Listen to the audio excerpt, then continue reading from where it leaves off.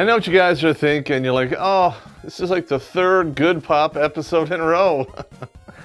And you would be right and wrong. Winning. And today's subject is about the Supreme Court ruling on gay marriage. Get your hand out of my face. I don't want to hear it. Get your hand out of my face. That's Good Pop. I just got to put this out there. I was partially raised by my grandfather, an Episcopal minister. Bill, you can't tell a child he's going to hell. Yes, I can. Yes, I did, because that's right where he's going. So all you XY crosswires out there, why don't you pull out your freshly polished wedding tackle and put it up on the chopping block, because it's going to get lively up in here. What's up? Did your mama last night? Let us begin. Yeah. And why am I doing a show on this? Well, because in June, the Supreme Court said the states will recognize gay marriages. Virtually all of the religious texts that exist out there speak directly against gay marriage. Mainly because, Sodom and Gomorrah. And that is why Sloppy is off the usual menu, and it's an alcohol-related incident, and usually only upon request. At least for me, that is. I hope you're a power bottom. I don't know what that is. I don't want to know what that is, and if you tell me, I'll slash your throat. The XY crosswires out there, they make up 3%. Again, 3% of the gross population of this country. Out of that remaining 97%, roughly 60% are Christian and 30 to 32% are very religious. The courts just alienated 30% of the population for the favor of 3%. Logic clearly dictates that the needs of the many outweigh the needs of the few, or the one. Marriage is considered a sacrament. Everyone has a right to be sacrosanct once, so I'm just saying. When in reality, what they're doing is really just a civil union. These two same-sex people have the right to get married.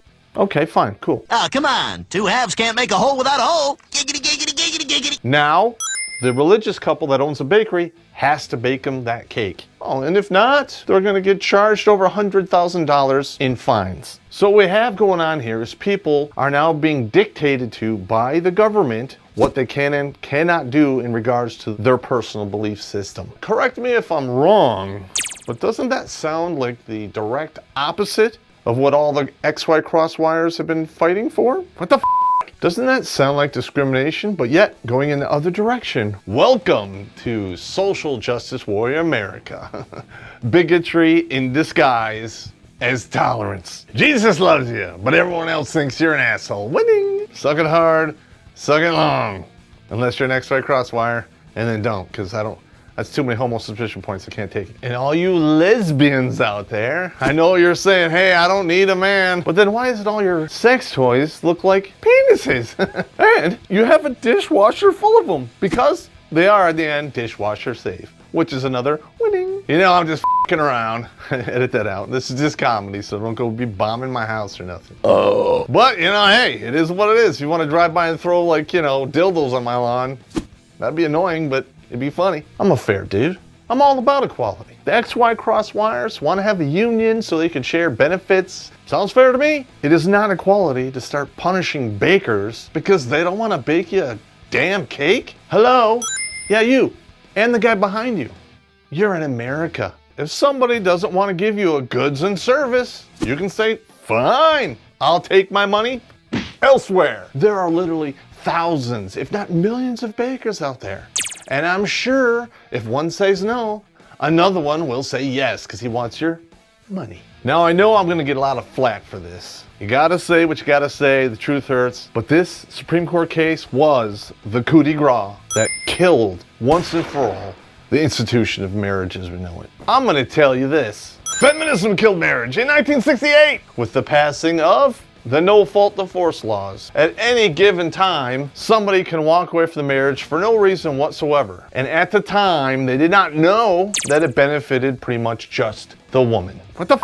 While the man is still stuck in the 18th century with alimony, child support, and all the other responsibilities that come with being a husband, because you promise in front of the supreme being to take care of another woman for the rest of her goddamn life. That sounds like feminism to me, huh? But yet she can walk away anytime she wants, and you're still bound to your promise, and they're not. Winning? No, something is broken and we need to fix it. So here we are, almost 50 years later. Skyrocketing divorces going on here, with 62 to 75% of them filed by the woman. Halfway hooker, check out the episode. A majority of the homeless out there, they're dudes. Over 1/3 of those dudes are veterans. I'm not in the business of second guessing the dude in the round room who makes the big decisions.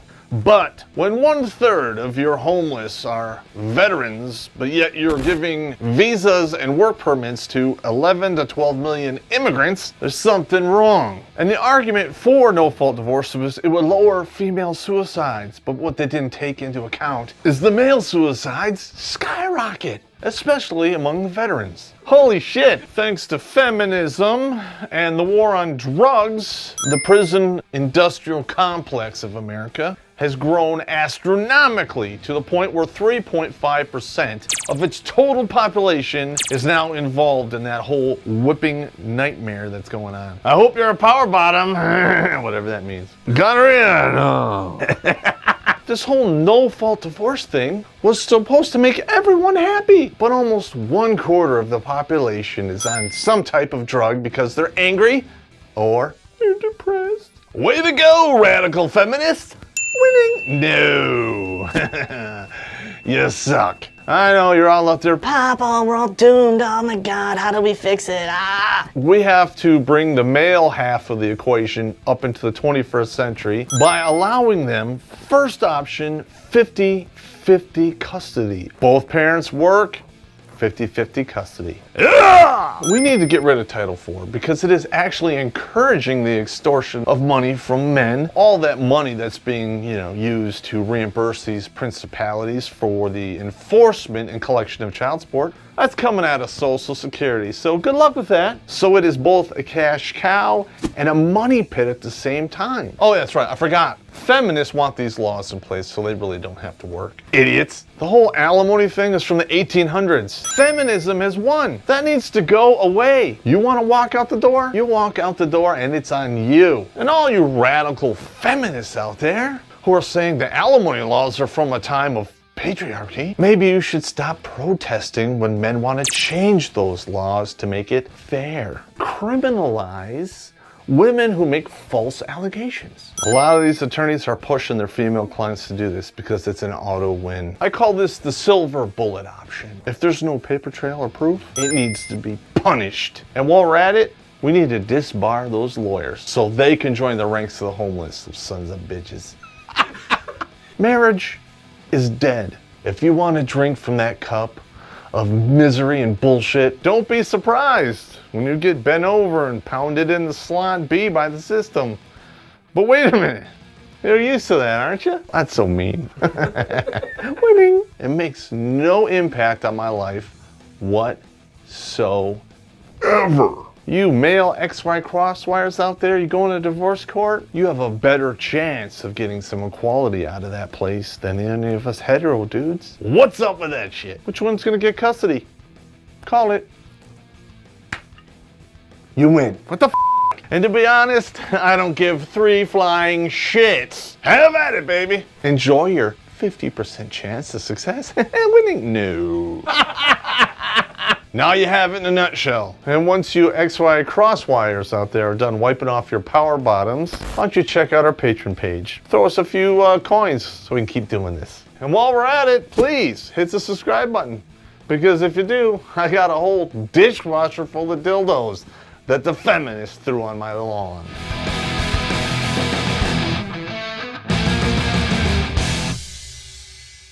The new guys out there, the younger generation, you're not about facts, you're about time, so I gotta get through this quick. Oh, damn phone.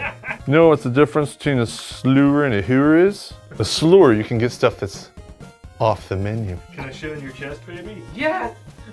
Oh my God. Listen, when I was in Iraq, I got a lot of stuff done because I traded a Foot Locker of German scat porn.